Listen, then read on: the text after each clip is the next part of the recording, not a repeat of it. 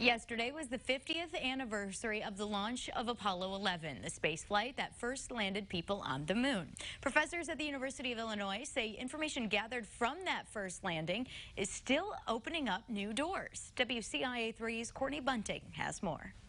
Liftoff. We have a liftoff. It was inspiring just that for the first time, human beings could walk on another world. In the famous words of Neil Armstrong, "That's one small step for man, one giant leap for mankind." And in many ways, it's still leading to leaps and bounds 50 years later. Just looking at the moon tells us a lot, but then going there allows us to study it in much more detail and bring back samples that we can analyze on the Earth and unravel the story in much more detail. Those details told astronomists about how the Earth and moon were formed. That's a subject of research that goes on today, and researchers here at Illinois, faculty and students, are some of the major players in that research. Being there was also a visual phenomenon. Buzz Aldrin stepped out and famously described what he saw as magnificent desolation. Aerospace experts say there was also a political motivation behind the launch. It's impossible to divorce the technical part from the political part.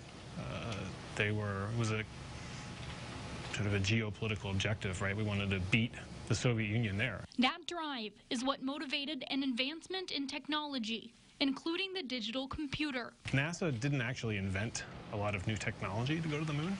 What they did was take a lot of immature technologies and mature them and make them reliable enough that we could send people to the moon. Digital computers now are ubiquitous, but at the time they were not. Although we're half a century beyond that day, that accomplishment still has an influence on findings now.